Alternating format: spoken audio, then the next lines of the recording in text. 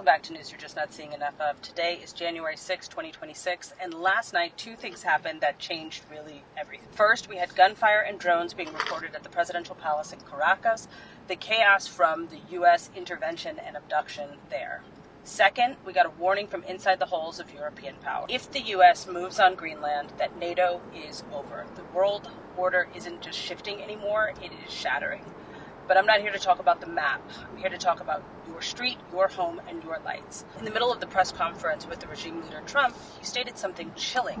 When talking about the operation, he said that we turned off the lights, that the United States had the power to turn off the lights to the city. Let that sink in for a minute. He also said that we were going to go ahead and do that in other countries as well. What does that mean for the United States if this is how we're running operations? The FBI told us back in April of 2024 that China was inside of our grids and could turn our power off with the flip of a switch at any time, and we were unable to get them out. What the regime leader in the United States has just done is turned this into the modern battlefield and used it first against Chinese allies. We'll use those kinds of tactics to unseat a sitting president in a sovereign nation. What's to stop that from the regime doing it here at home? Combine that with the regime clinging to power, a fractured society, and a world erupting into direct confrontation, the risk of a black swan or false flag event such as a cyber attack triggering a conflict or a cascading failure has actually never been higher in the United States. This is not being said to scare you, but to activate you.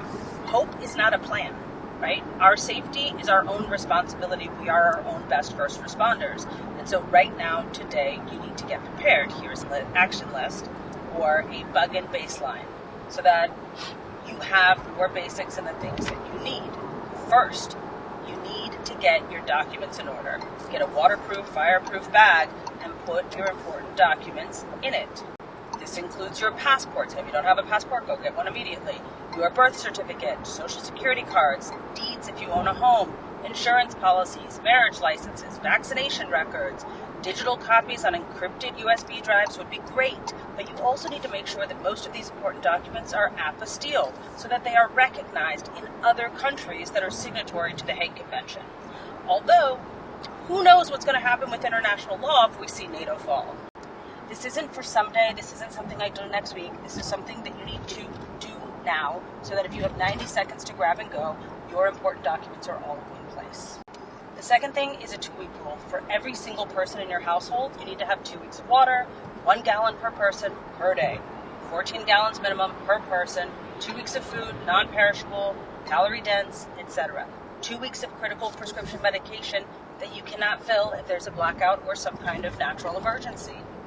3, you need to have a home clinic, a comprehensive first aid kit, and over-the-counter medicine, pain relievers, anti-diarrhea, allergy medicine, antibiotics if you can get them, and hopefully a basic first aid book. Next, you need to have a map. If something happens, a sudden attack, a crisis, a natural disaster, and you need to leave your city, how do you get out? If the freeways aren't available and they're turned into a parking lot, where do you go? What is your alternate route to leave the city where you are?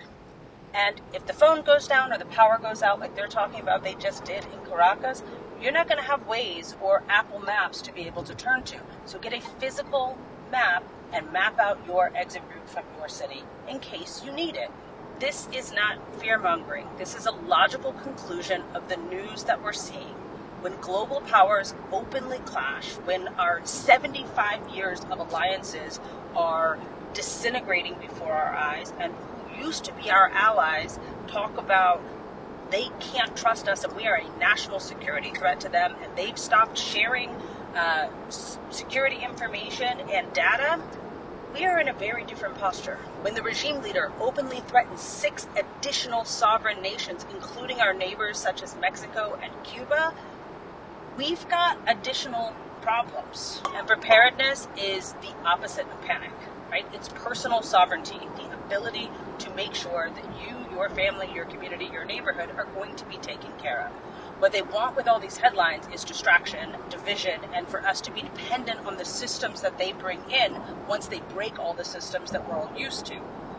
But if you have your own at home, you don't need their assistance. That gives you options.